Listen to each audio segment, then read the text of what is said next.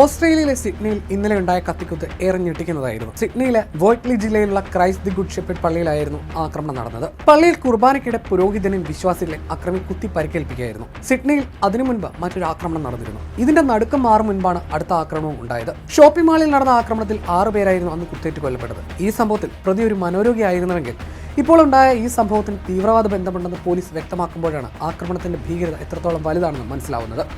പള്ളിയിൽ പ്രാർത്ഥനാ ചടങ്ങുകൾ നടക്കുന്നതിനിടയിലായിരുന്നു ആക്രമണം. ബിഷപ്പിനെ കുത്തുകയും മറ്റ് 3 പേർക്ക് പരിക്കേൽക്കുകയും ചെയ്ത സംഭവത്തിൽ ഒരു 15-കാരനെ അറസ്റ്റ് ചെയ്തതായി ന്യൂ സൗത്ത് വെയിൽസ് പോലീസ് അറിയിച്ചു. കഴിഞ്ഞ 3 ദിവസത്തിനുള്ളിൽ നഗരത്തിൽ നടക്കുന്ന രണ്ടാമത്തെ കത്തിക്കുത്ത് ആക്രമണമാണിത്. ഈ ആക്രമണത്തോടുകൂടി നഗരത്തിൽ അശാന്തിയുടെ നിഴൽ വരുത്താൻ ഇതിന് കഴിഞ്ഞതായി ചില റിപ്പോർട്ടുകൾ പറയുന്നു. പള്ളിയിൽ സ്ഥാപിച്ച ക്യാമറകളിൽ ഈ അക്രമ ദൃശ്യങ്ങൾ പതിഞ്ഞിട്ടുണ്ട്. തിങ്കളാഴ്ച ഉച്ചകഴിഞ്ഞ് പ്രാർത്ഥനാ ചടങ്ങുകളിൽ പ്രഭാഷണം നടത്തുകയായിരുന്നു ബിഷപ്പ് മാർ മാരി ഇമാനുവൽ. അൾത്താരയിൽ പ്രഭാഷണം നടത്തുകയായിരുന്ന അദ്ദേഹത്തിന്റെ നേർക്ക് മുഖംമൂടി അണിഞ്ഞെത്തിയ അക്രമി ചാടി വീഴുകയായിരുന്നു. കഴുത്തിനും തലയ്ക്കുമായിരുന്നു കത്തി ആഞ്ഞുവീശി അക്രമി വെട്ടിയത്.